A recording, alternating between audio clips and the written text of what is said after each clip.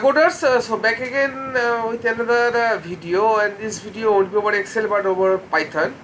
So what we will be doing is that we will be working around with date and time for the particular module, date and time module in Python. So to work on with it, first of all we need a file. We can name it anything, but for ease of access, I will be giving a logical name like dt.py. Now we have a module, a particular module, something like import. We need to import the module, that is date time. Yeah, that's it. Let's hit tab key from the keyboard. Yeah, from import date and time from date and time module. Yeah, and I'll be referring it as dt.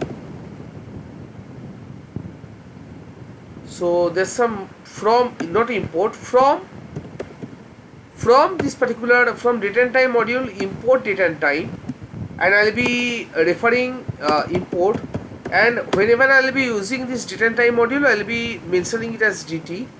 So what I'll be doing is that I'll be writing current, so that's the current date and time, equals to dt dot now.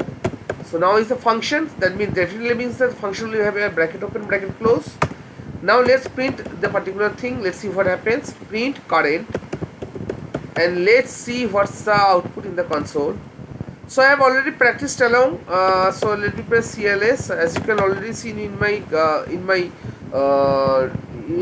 output window that I have already run the program. So let me press CLS and rerun the program from scratch.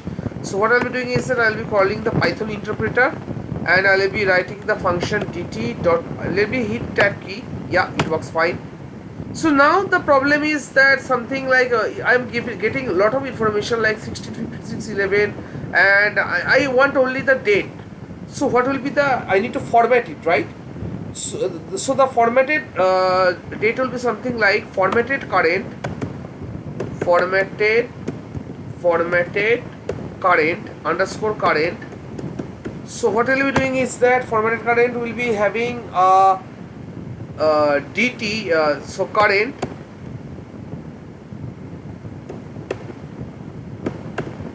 dot strf time, the string function time. And what will be the string format? It will be something like %d for the date, %b for the month, and %y for the year. That's it. So now instead of printing current, what I'll be doing is that I'll be printing formatted content, formatted current. Fine. Let me press Ctrl S from my keyboard and rerun the program using the Python interpreter. So it's 27th July 2025. This is the time, this is the day on which I'm recording this video. So what I am asking of you, from you guys, is that if you have liked this particular video, watch back and forth, and just don't only work back and forth, do it practically, and let me know in the comment section if you are faced with issues like creating environmental variables in the environmental variables. So in this particular context, I would also like to just share that you can view the version of the Python using Python -v, that's in capital, -v, that's in capital. So what if it's in small hand letter? So if it is in small hand letter, we need to give -v. Yeah, so that's unknown operation -v. Okay, fine. So -version, let's see what happens.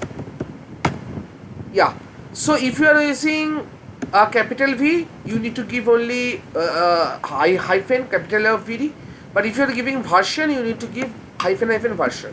So that's all for this short video tutorial. Thank you all guys, and happy coding.